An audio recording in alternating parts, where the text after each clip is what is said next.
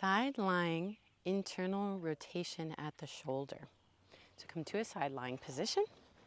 Doesn't matter so much what's happening at the lower body because we're going to focus on the shoulder.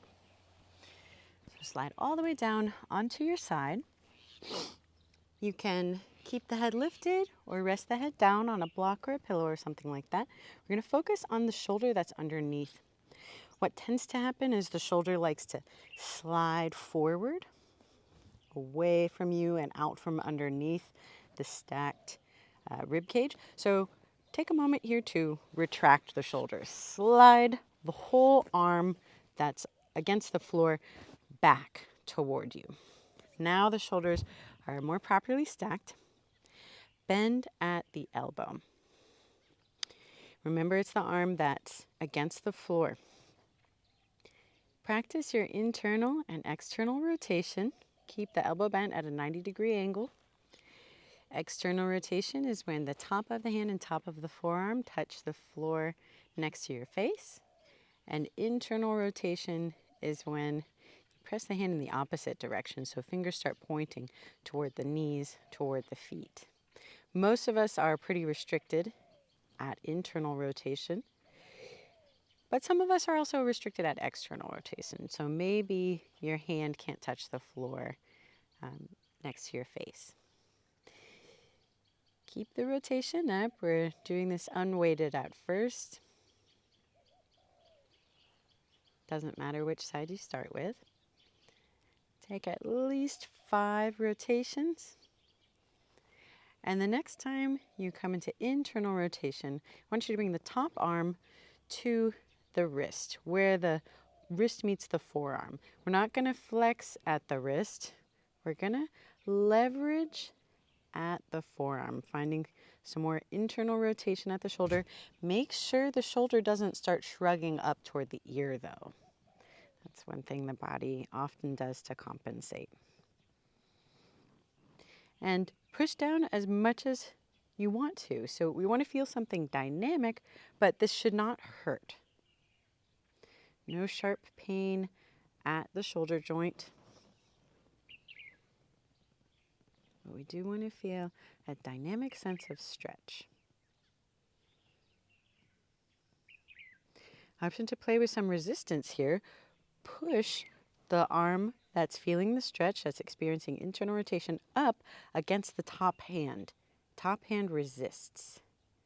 Do this as gently or as strongly as you like.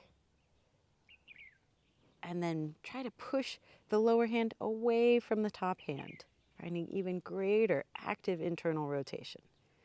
You could do that a few times, pushing lower hand into upper hand, feeling the activation, no pain, no sharp sensation at the shoulder joint. And now press the hand toward the floor.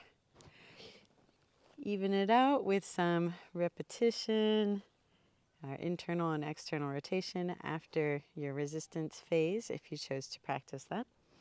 And then move into the other side. Doesn't matter which side you started with, doesn't matter which side you're doing now. Stack the shoulders, slide the bottom arm back to make sure it's not protracting forward. Bend at the elbow. Remember, you can rest your head against something if you like. Internally and externally rotate about 5 times. Take it slow. Notice the sensation. This should not hurt. Try to find even greater internal rotation without shrugging the shoulder up toward the ear. And on your 5th repetition, find as much internal rotation as you can. Top hand comes to the wrist, where the forearm meets the wrist. We're going to start with this assisted stretch. Make sure the bottom shoulder doesn't shrug up toward the ear. That might take some active resistance.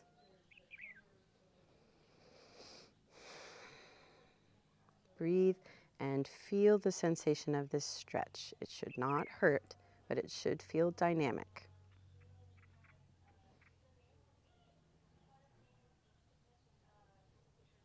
Option to add resistance phases.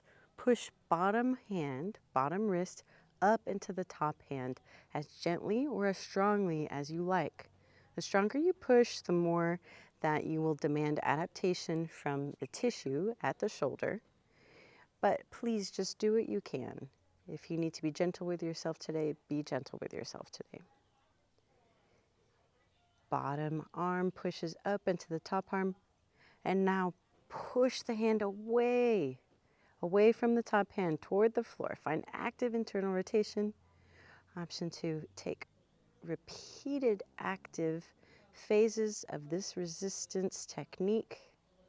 Pushing bottom hand up into the top hand, no pain, but probably something dynamic, feeling activation at the bottom shoulder. Then push the hand away, down, away from the top hand, and close it out how we started, with some unweighted internal and external shoulder rotations. And release.